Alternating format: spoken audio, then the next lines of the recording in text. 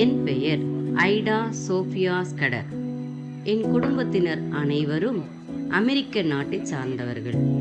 America நாட்டில் மேல் படிப்பு படித்து அங்கேயே வாழ வேண்டும் என்று நினைத்த என் வாழ்வில் ஒரே இரவில் நடந்த 3 விதமான சம்பவம் என் மனதை மாற்றி இந்தியாவில் மருத்துவ பணி செய்ய வைத்தது. உடல் நலம் சரியில்லாமல் இருந்த என் தாயாரை பார்ப்பதற்காக நான் இந்தியா வந்திருந்தேன். அந்த நாட்களில் ஓர் இரவில் ஒரு மனிதர் நான் தங்கியிருந்த வீட்டின் கதவை தட்டி தன் மனைவிக்கு உடல்நிலை சரியில்லை என்று சொல்லி அவருக்கு மருத்துவம் பார்க்க என்னை வரும்படி அழைத்தார். நான் மருத்துவர் இல்லை, ஆனால் என் தந்தையை அழைத்து செல்லுங்கள் என்று சொன்னபோது அவர்கள், ஆண்கள் எங்கள் குடும்பத்து பெண்களை பார்ப்பதற்கோ மருத்துவம் செய்வதற்கோ அனுமதிக்க மாட்டோம் என்று சொல்லி சென்று விட்டார்.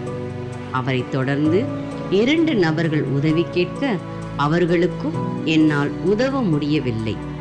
மறுநாள் 3 பெண்களும் இறந்து விட்டனர். இந்நிகழ்ச்சி இந்தியாவில் பெண்களுக்கான மருத்துவ தேவை என்ன என்பதை உணர வைத்தது.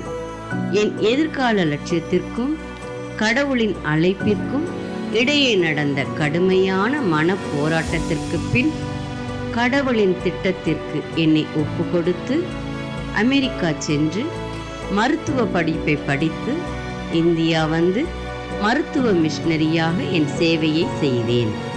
ஆரம்ப நாட்களில் வேலூரிலிருந்து குடியாத்தம் வரை நடமாடும் மருத்துவ சேவையை செய்தேன்.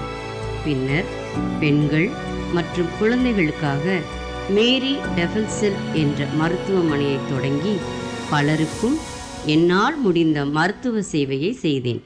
அநேக எதிர்ப்புகளையும் சவால்களையும் சந்தித்த எனக்கு பெண்கள் சாதிக்கும்படி அவர்களை வழிநடத்த ஆண்டவர் எனக்கு உதவி செய்தார். Super, thank you. அடுத்ததாக பிரைமரி டான்ஸ் நோவா தாத்தா பேழை செய்தார்.